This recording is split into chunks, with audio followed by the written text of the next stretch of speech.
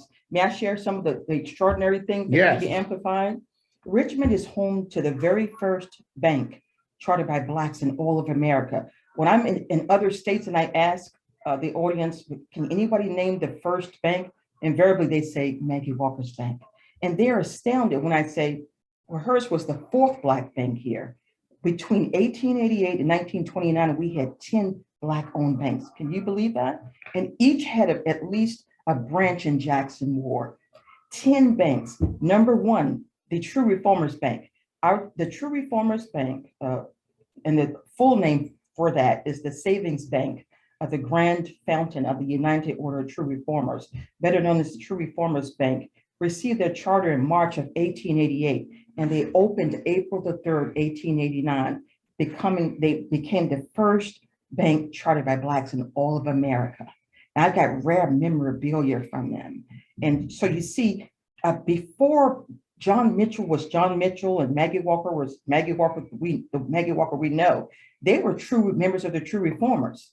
And so when people on television talk about Tulsa's Greenwood, as a Black capital of entrepreneurism, or Durham's little Hayti or Wall Street, Jackson Ward stands as the birthplace of Black capitalism. It's nice to say we're also a birthplace of the Harlem of the South, but I mean, you're talking about some extraordinary things that I didn't get in school, and I was born and raised here.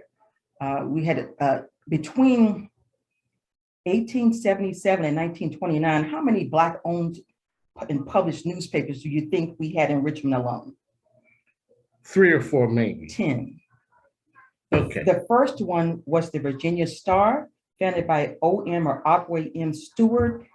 There are extant copies at the Library of Virginia, and it's some of the most eloquent writing you will ever see.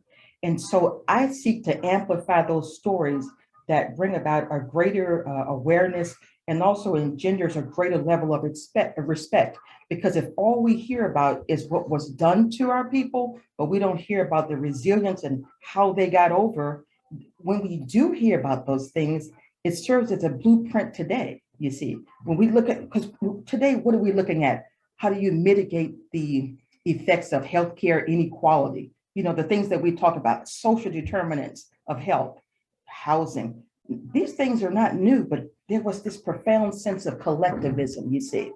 Would you be surprised if I told you that in Jackson Ward alone, there was not one but 2 hospitals, Black-owned hospitals at the same time in 1903? That's one of my specialties, amplifying the roles of early Blacks in medicine, dentistry, and pharmacy. I like to go where there's a dearth and just, blow the cap off of those things so that people will know a lot more about us. Let me share one more thing about before freedom came.